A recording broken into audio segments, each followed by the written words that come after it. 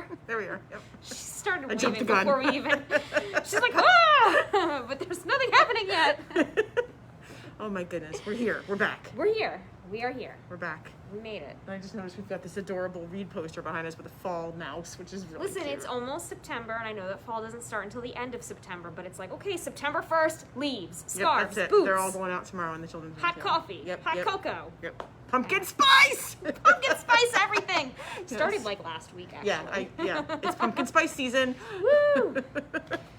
So I have, disclaimer, I only have 4 adult books to share with you right now, but that's because I let the rest of them go out already. We had a couple of holds on some of the other ones, so there are definitely more. So, you know, usually after I post one of these videos, I share a lot of the other adult titles that came out this week. So look for that. I'll share some of the other ones. I think Please do. I will, Marie. I will. I think the Paula Hawkins book came out today. That one had a bunch of holds on it, so I couldn't hang on to it for this afternoon. You know, just lots of stuff. But Marie's got some really good ones, so we'll spend more time with Marie today. Yeah, because a lot of good ones, a lot of good stuff to talk about. So, yeah. All right, let's get started. This one, This looks great. I'm going to read the whole description for this one. You'll see why in a second, because it's called The Last Chance Library. This book is for us. This Library. is for librarians. Woo, libraries. And library lovers. I'm so very tired today. I'm like a little loopy. This looks good. It's by Freya Sampson. And June Jones emerges from her shell to fight for her beloved local library. And through the efforts and support of an eclectic group of library patrons, ain't that the truth? Our favorites. She discovers life-changing friendships along the way. We love this. This sounds amazing. Lonely librarian June Jones, I love all that alliteration. My body language just deflated. Yeah. We're lonely. Obviously we're not. Yeah, not at all. So that's why it's really funny, but that's okay. Lonely librarian. I'm willing to suspend disbelief for this What a book. stereotype. I know. I'm going to suspend disbelief about the lonely librarian. She has never left the sleepy English village where she grew up. Oh, maybe in England. Here we go, more stereotypes. Maybe in England. Maybe in England they're lonely. Not here. Shy and reclusive. Not More here. stereotypes. The 28-year-old would rather spend her time buried in books, that is true, than venture out into the world. When her library is threatened with closure, June is forced to step out from behind the shelves to save the heart of her community. That's right. The shelves. Libraries are the heart of the community. Yes. And the library holds the dearest memories of her mother as well. Joining a band of eccentric yet dedicated locals in a campaign to keep the library, June opens herself up to people for the first time since her mother died. It just so happens that her old school friend Alex Chen is back in town and willing to lend a helping hand. The kind-hearted lawyer's feelings for her are obvious to everyone, but to June, of course, who won't believe that anyone could ever care for her in that way. That also sounds like a Hallmark movie. I know. Well, yeah, no, wait. I'll No, show save you that one for later. The We're other gonna save one, that for but later. This Yeah. also reminds.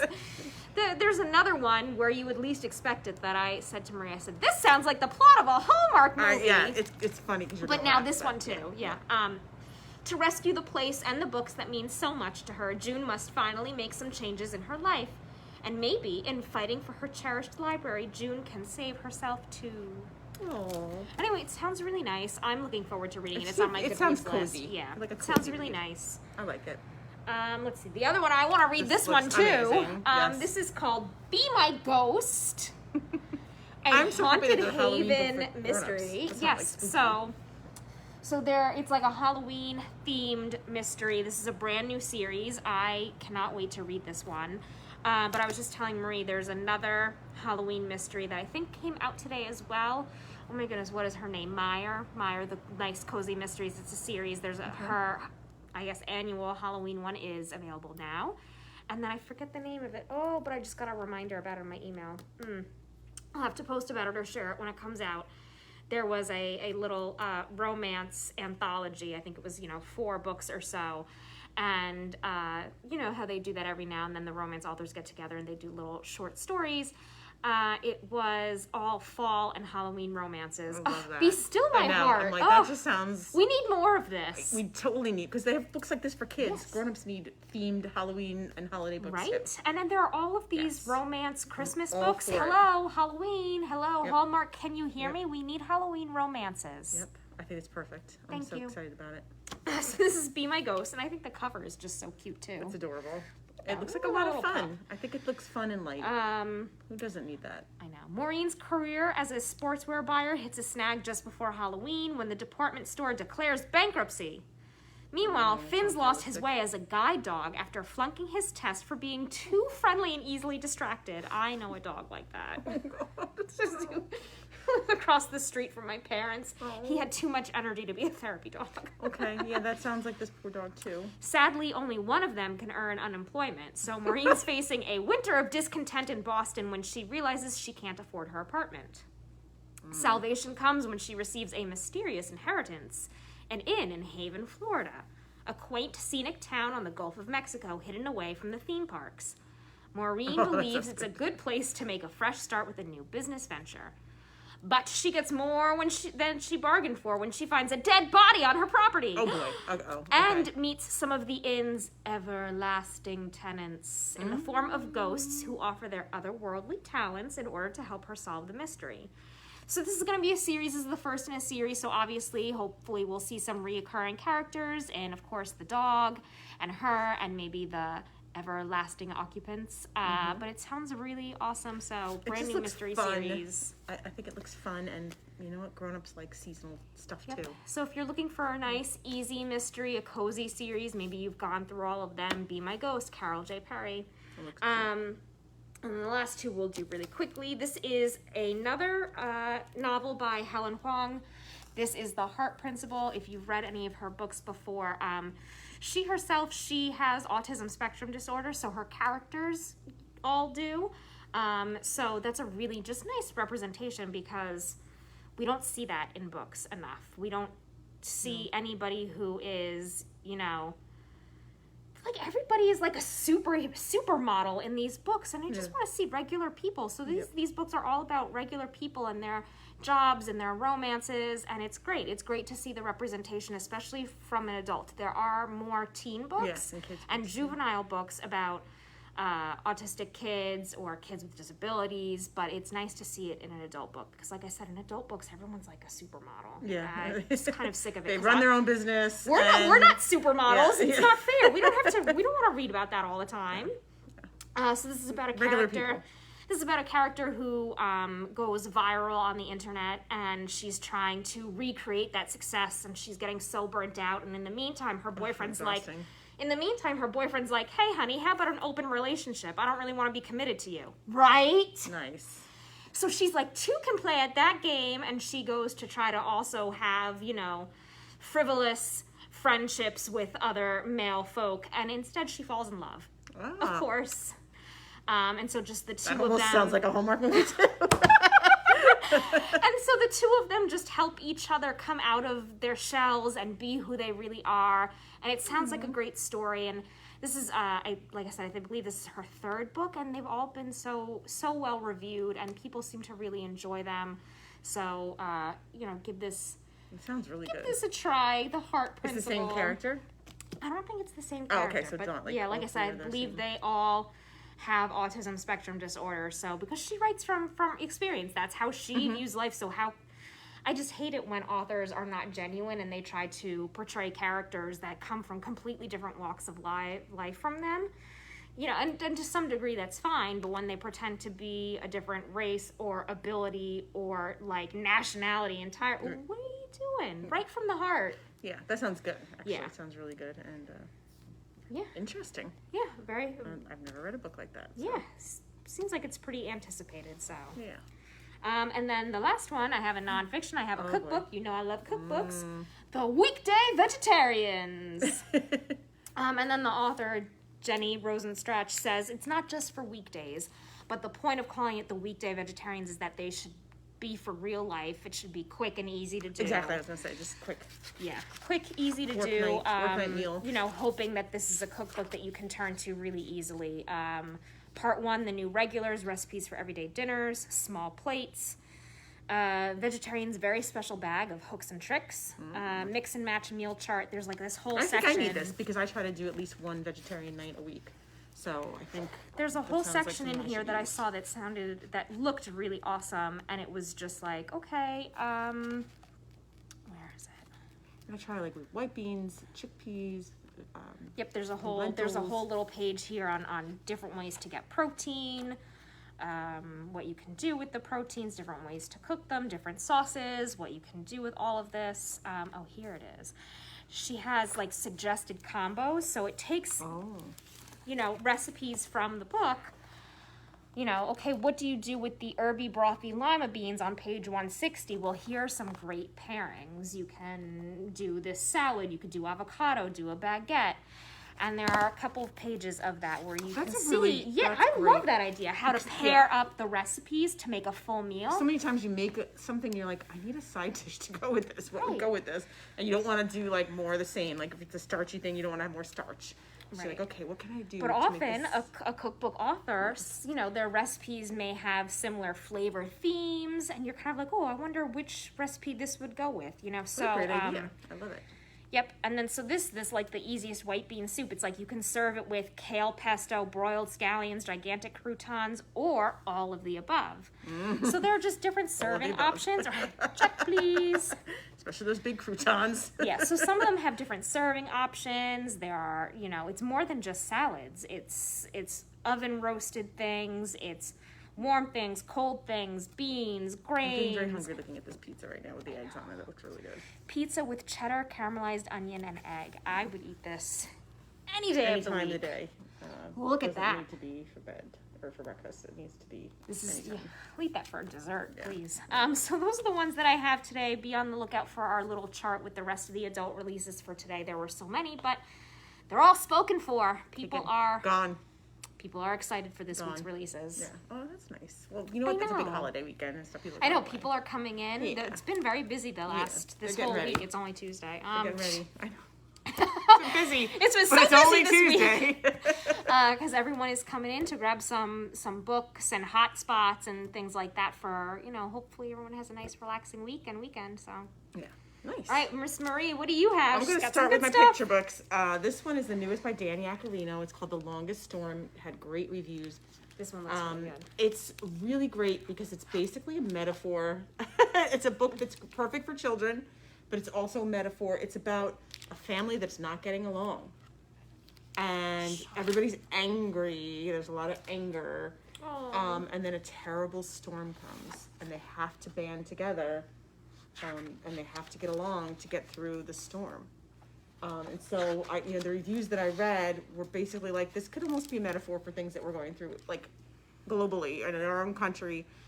So, pretty cool how a simple children's book can become, like, something for grown-ups, too, and for children, and to realize that, like, we don't always get along, but we can love each other, and in the end, they're coming together to clean up after the storm.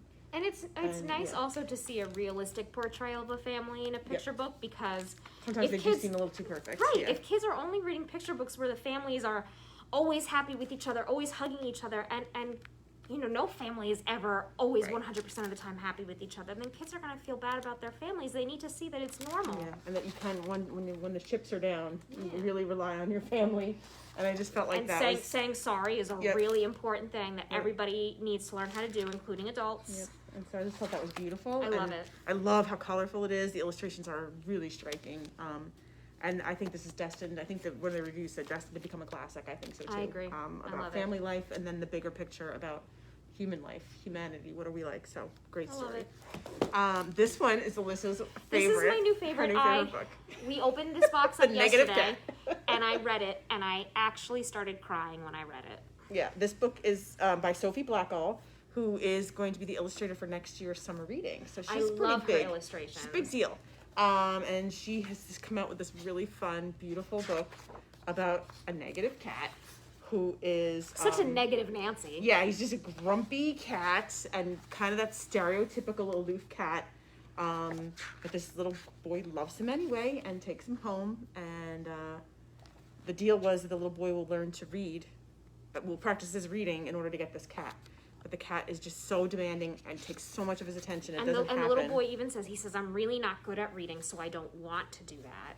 Yeah, but he decides he will because he wants the cat. But then he's not keeping up his side of the deal. And things are really haywire in the house. And people are saying, I wish we got a dog and things like that. So until the little boy sits down with his cat and start to read to the cat. And then the cat settles down, and the boy gets his practice in on his reading, and they cause a sensation, an internet sensation, and make all of the kitty cats at the shelter get swooped up because everybody wants a reading partner. So cute. We've actually dedicated this book to one of our kids in the library who has finished her 100 books, so I'm going to let her take it out first, but then it'll be available for anybody who wants to take it out. Comes out tomorrow, so hopefully I can link it tomorrow and give it to our little friend who finished her 100 books, and she'll get to be the first one to read it. So yeah, So that's cute. a great one. I just love it. Yeah, she was like, "You have to read I cried. this. You have to read this book." It reminded me of my cat. This one, beautiful also. Tomatoes for Neela. It is by Padma Lakshmi. She is from Top Chef. Yes. And it's just a beautiful story. I love the illustrations style. are gorgeous. About a little girl and her mom, and they do all this cooking together. And the cooking, a lot of the recipes and stuff, the mom has gotten from her mom, who still lives in India. And so it's a way they show how food connects family and generations, and it's just so gorgeously illustrated and really, really beautiful. And in just the whole idea, you know, we're all looking for some comfort and some love, and food is really a way to connect. And I think you're gonna love this one. And I mean, the illustrations are just spectacular. They're so gorgeous. So I mean, look at the back. Look at these. And there are beautiful recipes in the flowers. back There's recipes, too. Yep. So tomatoes for Neela. Okay, so now off from the adorable children's books and into the scary older kids' books now. This one's a little scary. Hide, Don't Seek. It's a collection of short stories told about spooky stuff. And so I'll just read you a little bit because right off the bat it has my two biggest fears from when I was a little kid. If you're feeling brave, turn the page. A game of hide and seek that goes on for too long. That was one of my fears as a kid, that they would not find me when I was like doing hide and seek or something bad would happen to me. A look-alike doll makes itself right at home. I was terrified of those kind of creepy dolls too. So right off the bat, yep. So this whole thing is just about spooky stories. Some of them are a little funny, some of them are really scary. What makes us afraid? Why are we afraid of certain things? And I think that kids are gonna love this for Halloween. It's just in time.